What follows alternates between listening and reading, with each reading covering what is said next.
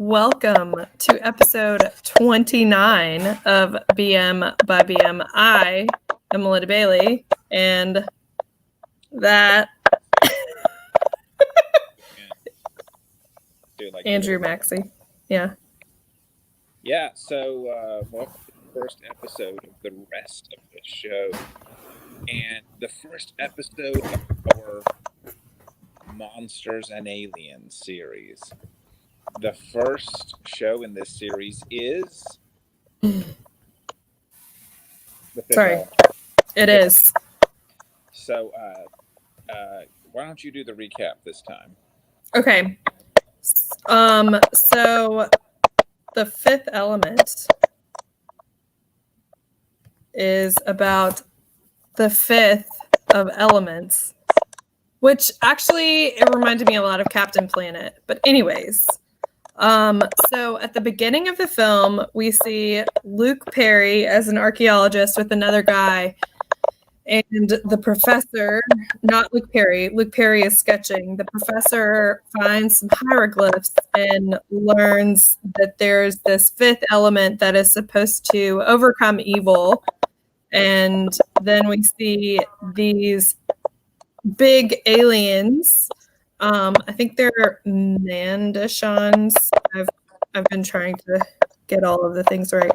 Mondo Shawan, which Mondo could mean world.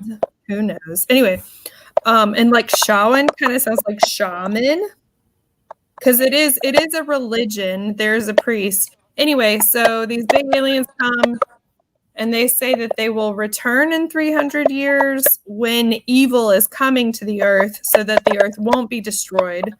And then we fast forward to the 300 years where this evil presence is coming. We don't know what it is. And from 1914, there were these stones in a temple. And so the bad people are looking for the stones. The good people are trying to keep the stones safe. And then we learn in the beginning that there's a magical fifth element that will rescue the earth in the time that it needs to be rescued. So that is the fifth element. But there's a lot more that happens besides that.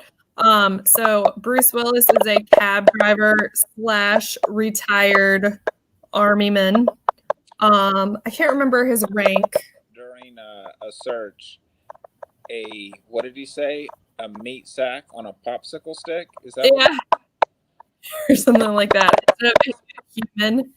He was a meat popsicle or something. Meat popsicle. I like it. Oh my gosh. But of course, we see a rough tumble guy who's down on his luck and has 1 point left on his driver's license. Of course, going to be suspended as a cab driver. And so Milla Jovovich, or Lilo, was created from the aliens that we see at the beginning of the film in 1914.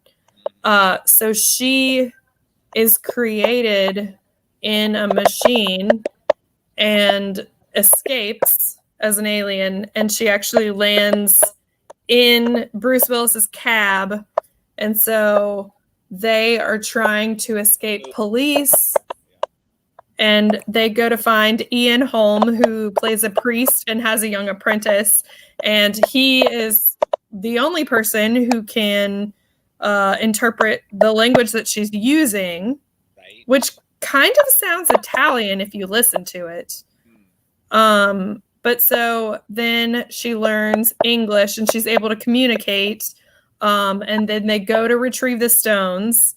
But on their way to retrieve the stones, they are met by Ruby Rod, who is played by Chris Tucker.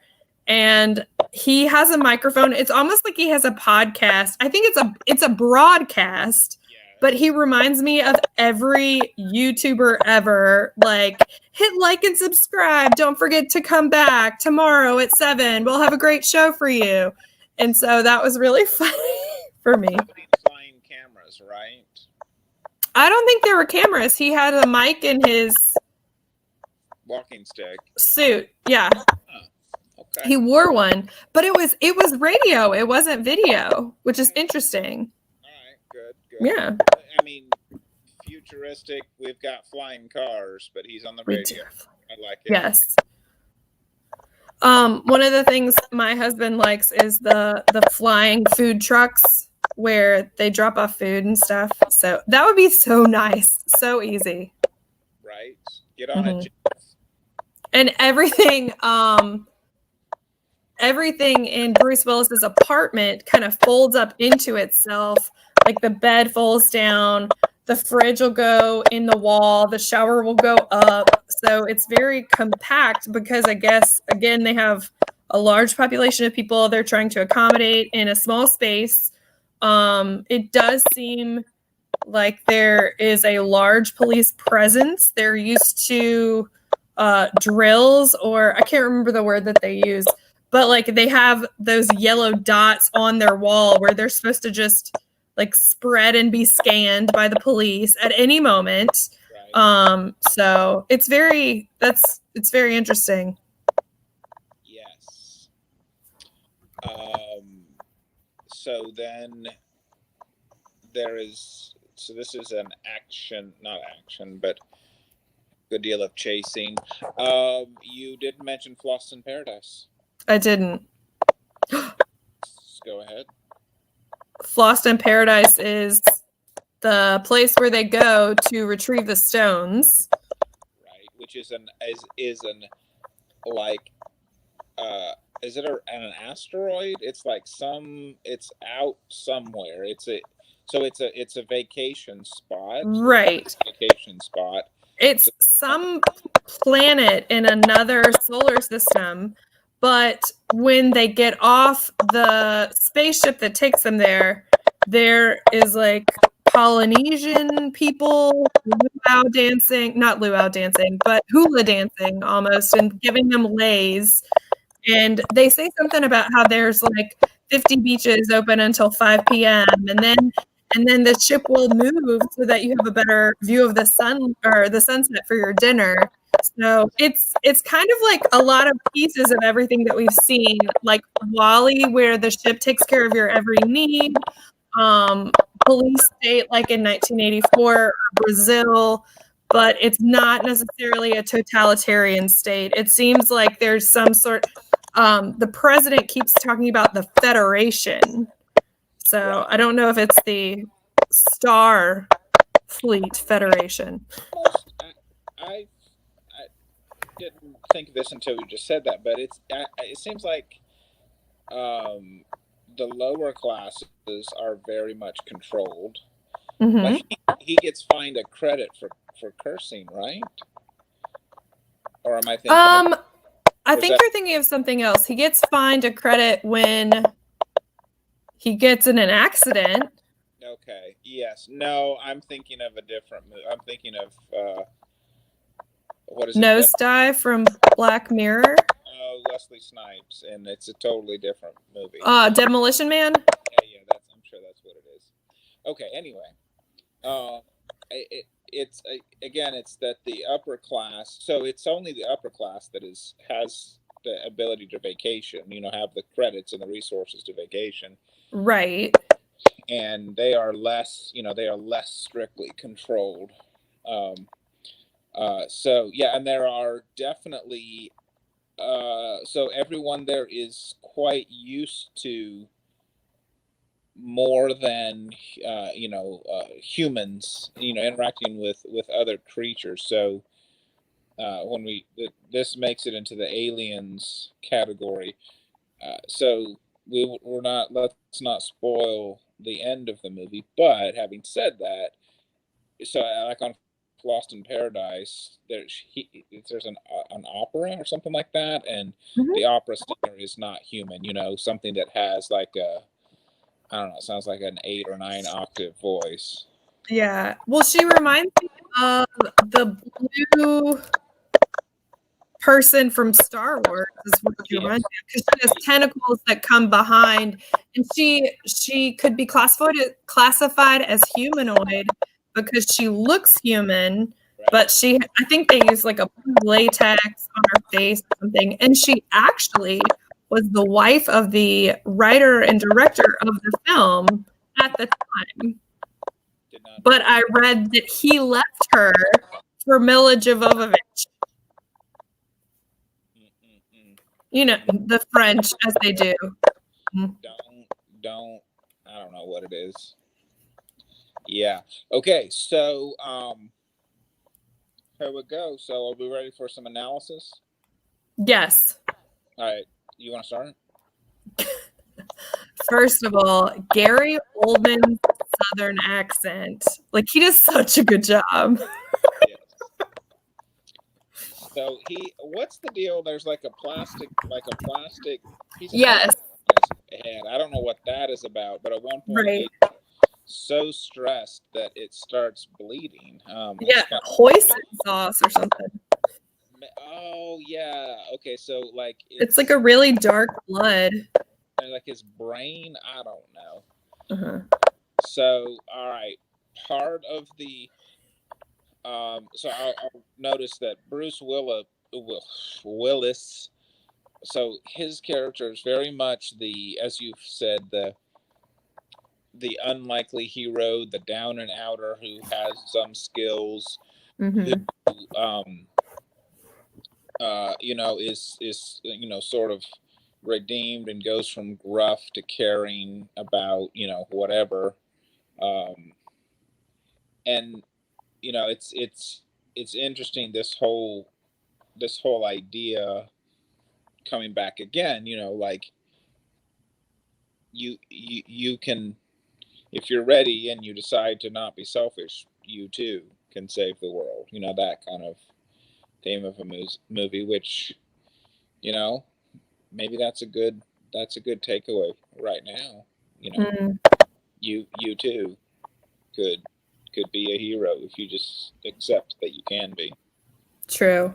And if you don't get shot at, or if a bullet doesn't land on you, even though you get shot at multiple times, this was one of those movies. Like, how did they not get hit by a bullet? Right. Something else I would like to talk about. So there are two aliens that are fighting each other. Hold on. I had a list because there's so many words. We can just say there are ugly aliens, and then there were the Mondashauans or Shawans. So the ugly aliens are fighting the Mondashauans at the beginning of the film, and one of them crashes. And so then they use the hand of that alien to create Lilu. And the guy who does it is so obsessed with his creation. He just keeps saying, she's perfect. Like, it's perfect. It's a perfect being. They do try to turn on a phonetic translator after they create her, but because they don't know the language and it's not recognized, they can't translate what she's saying, so then she gets scared and breaks out and escapes. But even throughout that time, he is just standing there and watching her. He's not trying to attack her, even though he's seen that she's violent and runs away. And even at the end of the film, when you see him again, it's not necessarily that he's so incredibly proud of his creation, but just that he's almost in awe of it. And I think it could be because of the DNA that they use, the cells that they use in order to create the fifth element. But I think that's very interesting that he's just in awe of the creation, that he keeps saying perfect. Like, I don't think we've seen that necessarily in anything that we've read or watched so far, that someone is so enamored of something that is created with the technology that they use that they just almost worship it. Yes. So I want to pick a bone with the fifth element here. And this is the theme of a number of alien movies. The theme being humanity has just really gone down the wrong path. We are making bad decisions. We need to be saved. And really, the only hope that we have is if an an extra human comes along and provides our salvation. Mm. So, very interesting. Mm. Our society is very uncomfortable thinking about a supernatural, that we're uncomfortable with the Bible, for example, and the idea that a creator may have sent a salvation, but we love these films where the aliens swoop in right before it's too late and save us. And there's usually a thing about, Men in Black. It's you. You are the one. You was this Men in Black 2, I think. I think so, yeah. Yeah. You're the one. You're the light. The light. You are the light. On Orion's belt. Now get out of here. That kind of thing. And so I have a problem with it that it's on one level it's a bit escapist, like, you know what? If it gets bad enough, a hero will rise, the aliens will show up. Maybe one of us is the alien and we don't even know it, and then that will be our salvation. And in the meantime, let me get in my tank and go down and buy a bunch of things I don't need, and be rude to people who are different from me, I don't know. I want to sour on the whole thing, but I do think that pulling that theme out, when things get bad enough, Deus ex machina, as long as Deus is lowercase d. All right, that's what I got. That's my one criticism. There was something else I was going to share. Oh, I thought this line was said at least twice in the film, but it made me think of Quarantine Life. They said something like, time isn't important, life is, or time is irrelevant, life is important. Because at one point the president's always like, I only have 20 seconds. And I think Ian Holm, who plays the priest, was saying, time is irrelevant, life is more important. And it just made me think about Quarantine Life. Yeah. I do also find it interesting. So I'm a French teacher, and the writer and director of this film is French, Luc Besson. I think he's from Paris or outside of Paris. But he's also famous for the movie Leon the Professional with Jean Reno and Natalie Portman. He's done a couple other things. He did Lucy with Scarlett Johansson, where she's like an assassin. I think Morgan Freeman's in that one. He's done a couple different films, but this film and one other film came from screenplays he wrote in high school when he was bored. So he worked on this screenplay for almost 15 years before actually creating it. And it's a very intricate story. There's a whole nother language. There are other cultures. There are other aliens. There's other technology, even though you don't see it necessarily. There is a scene with Gary Oldman and Ian Holm where Gary Oldman is choking on a cherry, and Ian Holm points out, he's like, oh, all of your technology can't save you now, because he's pressing all these buttons and pulling up all these things. And I thought it was funny. This movie came out in 1997, but he had a Rolodex on his desk, and I thought that was really funny. So there is some technology. There's quick space travel. They also have a setting where they put the passengers to sleep. Yeah. So I feel like if you bought a ticket, you would have to sign off on some sort of liability. I don't know. I've been thinking about lawyers too much. There is Chris Tucker's microphone and him broadcasting. Even though this diva sings with an amazing voice and so many octaves, she's not using auto-tune or technology. She's just singing like normal opera. So it's interesting that they keep some of the same things, even though it's the future. And I think when Chris Tucker's walking in the opera house, he's like, "Oh my gosh, this is just like the old opera house, but who cares?" And he just keeps walking. Like, I think his character was really well written, but also really well performed.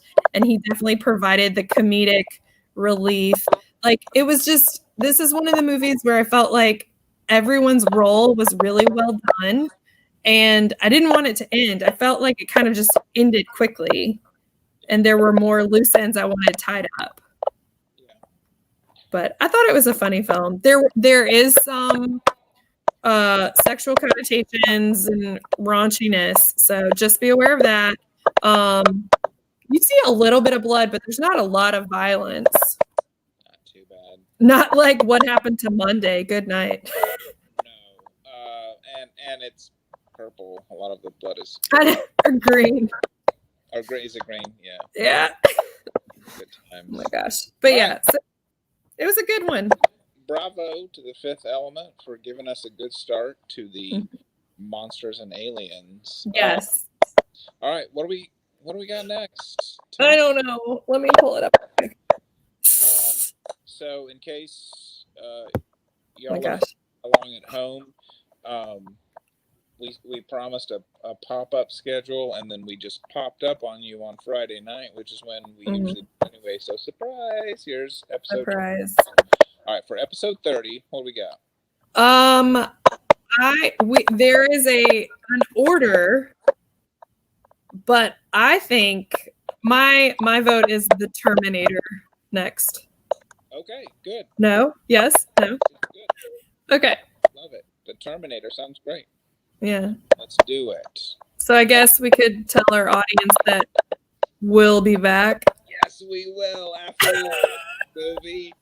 In a few days, we don't know how many. We'll be back. Yes. All right. See you then. Oh my guys. gosh. Bye.